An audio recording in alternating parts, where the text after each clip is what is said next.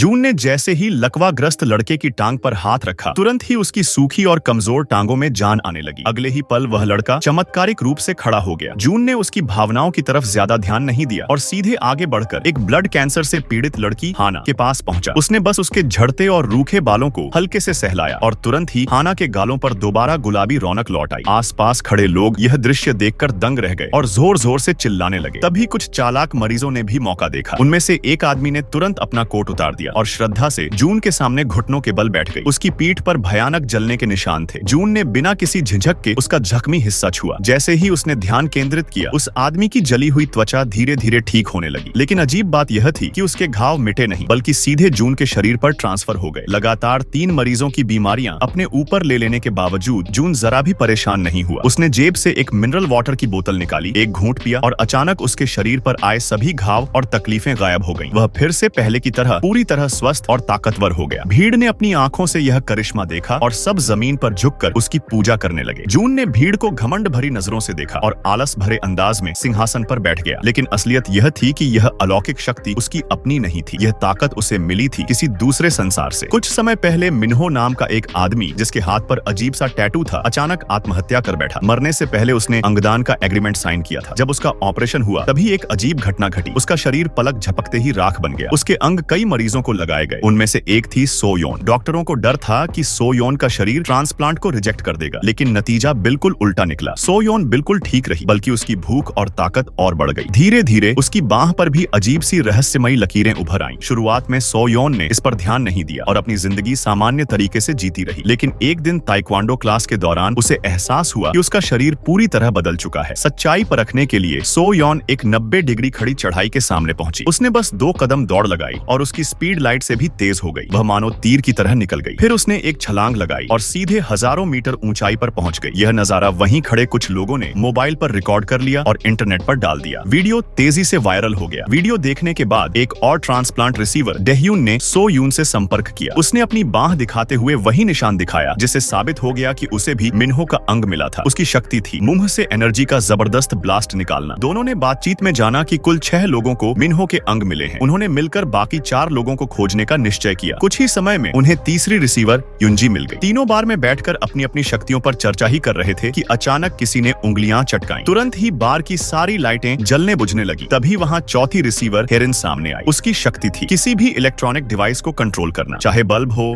TV, mobile या computer, सब उसकी उंगलियों के इशारे पर काम करने लगे।